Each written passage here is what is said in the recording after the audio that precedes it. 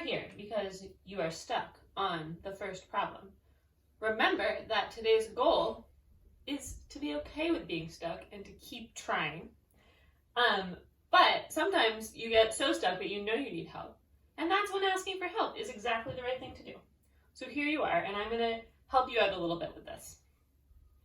So remember that in these pyramids, the two boxes below add up to the box on top. So let's start by filling in this box, because this one's going to be easier. You're going to get this one by adding a half plus a quarter. 1/2 plus 1/4. I'm not going to do it for you, but that's how you get that box. If you are like, oh my gosh, I really don't know how to do that, you need to go back to yesterday's lesson, adding and subtracting fractions, and practice that skill. Now, let's try to fill in these two boxes.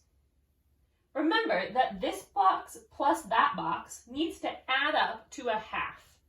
So we can think about that like blank plus blank equals a half. Well, let's just think of one fraction that is less than a half. I can think of a bunch. I can think of a quarter is less than a half, an eighth is less than a half, a fifth is less than a half. Any of those will work. Let's say we choose an eighth. Now we need to figure out an eighth plus what is going to equal a half. And that question mark is what goes in there.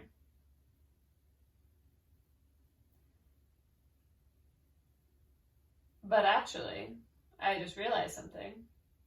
That won't work. So an eighth plus 3/8 equals a half.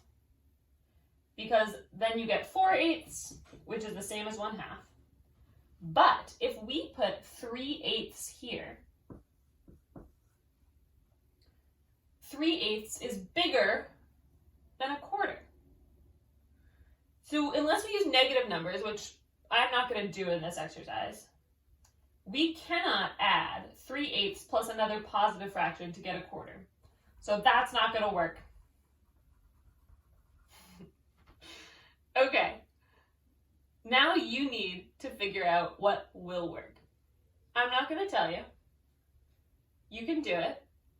Spend 15 minutes on it. If you don't get past this problem, it's okay. But I want to hear what strategies you use to keep going even when you were stuck.